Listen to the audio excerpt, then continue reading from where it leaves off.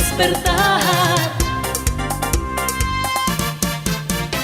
Hola, buenos días, bienvenidos, bienvenidas a la entrevista de hoy. Esta mañana vamos a hablar sobre los 20 años de dolarización en el Ecuador, para lo cual hemos invitado al economista Pablo Dávalos, catedrático y analista económico. Pablo, buenos días.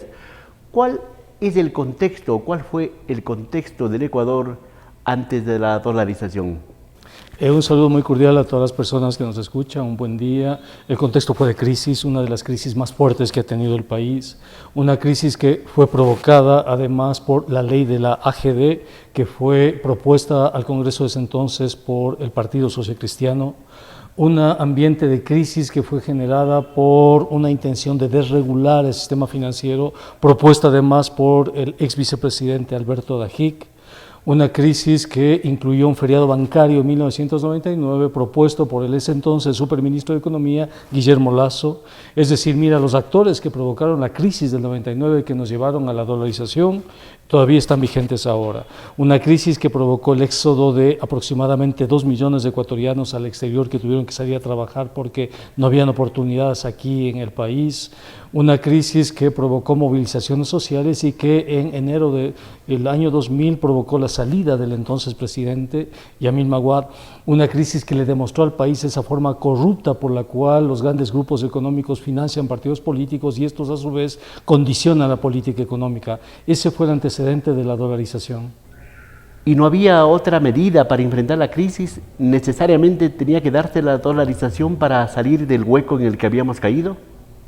La forma de enfrentar la crisis era, por ejemplo, que los accionistas de los bancos que incurrieron en prácticas lamentables como los créditos vinculados sean los responsables de esas prácticas. Es decir, no teníamos por qué actuar como Estado para proteger a los banqueros. Perder una moneda no es un asunto que se deba festejar definitivamente. Fíjate, si eso fuera una cuestión tan fácil, los demás países de América del Sur habrían optado por esa decisión, pero ningún país de América ha optado por perder su moneda. Sacrificar la moneda significa que se hizo absolutamente todo mal. Entonces, no hay que festejar la dolarización, hay que analizarla, hay que asumirla con rigurosidad y con objetividad.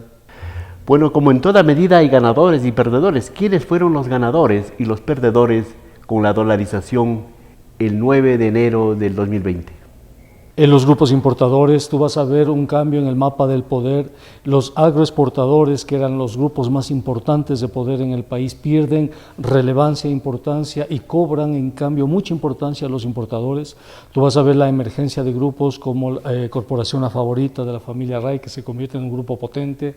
Vas a ver la emergencia del grupo El Juri, perteneciente a la familia El Juri, el grupo Ortiz, el grupo Sarnisky, es decir, de los 10 grupos más importantes, al menos 4 son importadores. Y tienes también los bancos que cambiaron su estructura de créditos y orientaron el crédito al consumo. Nuestra sociedad se convirtió básicamente en una sociedad de consumo sin tener una producción que avale, sustente ese consumo, ¿no? Entonces, ahora tenemos que la cartera de los bancos, una mitad va al consumo, otra mitad va a la producción. Somos una sociedad muy consumista y además muy cara, ¿no? Ese es el resultado de la dolarización. Pero Pablo, dicen los analistas, otros analistas, que la dolarización le salvó al país de una profunda crisis, que analizado 20 años, la dolarización ha estabilizado la economía, en su momento produjo crecimiento y algunas bondades. ¿Es verdad aquello? Mira, creo que tenemos que ser objetivos con la dolarización. La dolarización le dio estabilidad, sobre todo al nivel de consumo, al nivel de endeudamiento, pero al mismo tiempo le hizo al país un país muy caro en este momento.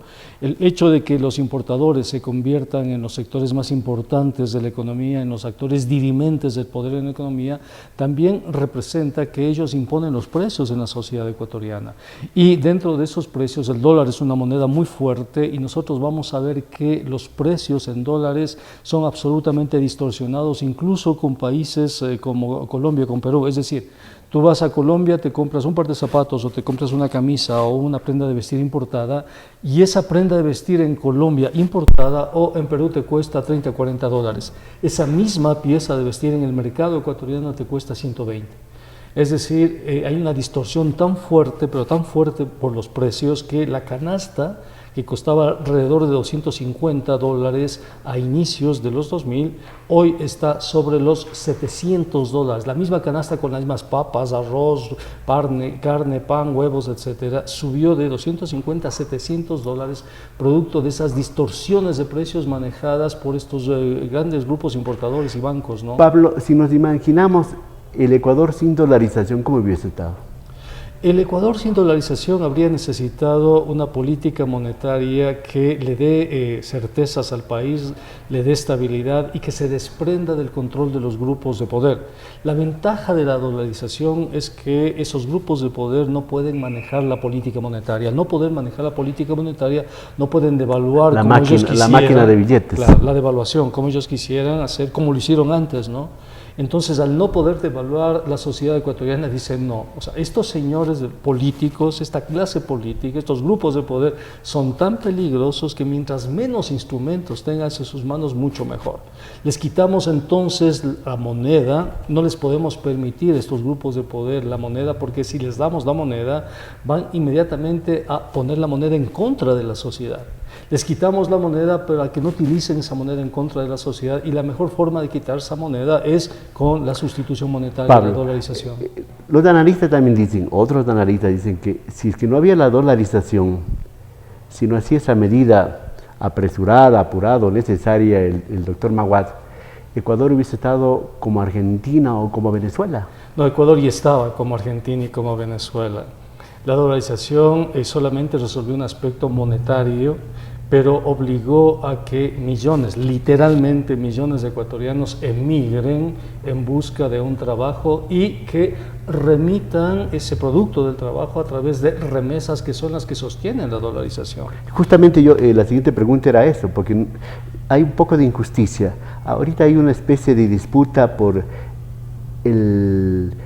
ser madre o padre de la dolarización entre muchos actores económicos y políticos, pero se olvida un poco de la migración, que ha aportado cerca de $50.000 millones, sí, ¿verdad? Y ha sostenido a la dolarización. Sí, aproximadamente. El flujo de remesas de migrantes es de alrededor de $2.500 millones cada año, ¿no? Si son 20 años, efectivamente son alrededor de $50.000 millones. La remesa de los migrantes se constituyó en el colchón, en el resorte, en el apoyo fundamental de la dolarización. Y sobre eso, el petróleo. El incremento del precio del petróleo también se constituyó en otro aporte a la dolarización. Y en los últimos años se está constituyendo un aporte en los créditos que contrata el gobierno. Son para sostener la masa monetaria porque hay mucha fuga de capitales. El año pasado, solamente te doy el dato, tuvimos más de 20.000 millones de fuga de capitales. Pablo, a 20 años, ¿cuál es el futuro de la dolarización en el Ecuador y el futuro del Ecuador? Mira, la ciudadanía tiene que entender que dolarización, con todas sus potencialidades y sus limitaciones, la dolarización está en peligro por la carta de intención con el Fondo Monetario Internacional. Si el gobierno de Lenín Moreno continúa con la carta de intención, la dolarización se cae. Entonces, más allá de los padres, más allá de los teóricos, más allá de quienes apoyan, más allá de quienes critican este esquema monetario, la gente tiene que saber que el gobierno de Lenín Moreno, producto de los acuerdos con el Fondo Monetario, está poniendo en peligro la dolarización. Fondo monetario y dolarización son incompatibles. Tenemos que escoger uno de los dos. O nos quedamos con el Fondo Monetario o nos quedamos con la dolarización. No hay posibilidad alguna de empatar las dos. Y el Fondo Monetario va en línea directa a la desdolarización del país. Pablo, en todo caso, ¿el Ecuador puede salir o le pueden sacar de la dolarización? Sí. ¿Y qué va a pasar? O sea, ¿cuál va a ser el futuro del Ecuador en ese margen? Necesitamos, creo yo, sostener el esquema de dolarización. Hay que mantenerlo porque le está dando certezas a la sociedad. Hay que corregir las distorsiones que hay, sobre todo en el lado del sector financiero, pero hay que mantener ese sistema. Por eso yo considero que el gobierno de Lenín Moreno tiene que revisar ese acuerdo con el Fondo Monetario. La Asamblea Nacional tiene que revisar ese acuerdo con el Fondo Monetario Internacional. Si ese acuerdo con el Fondo Monetario Internacional continúa, es muy probable que la dolarización se acabe. Y una cosa adicional antes de terminar, terminar el año antepasado, a fines del 2018, yo anticipé que se iba a firmar con el Fondo Monetario, anticipé además el paquetazo económico y anticipé la conflictividad social, ¿no? Y ahora le digo a la sociedad ecuatoriana, soy estudioso de la economía nacional, le digo a la sociedad ecuatoriana que está en peligro la dolarización producto de este acuerdo con el Fondo Monetario Internacional.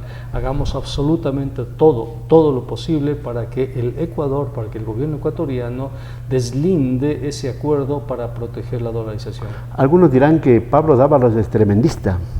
Pero mira, eso pasó. O sea, he anticipado lo que ha pasado en el 2019 en el país. Anticipé exactamente lo que iba a venir.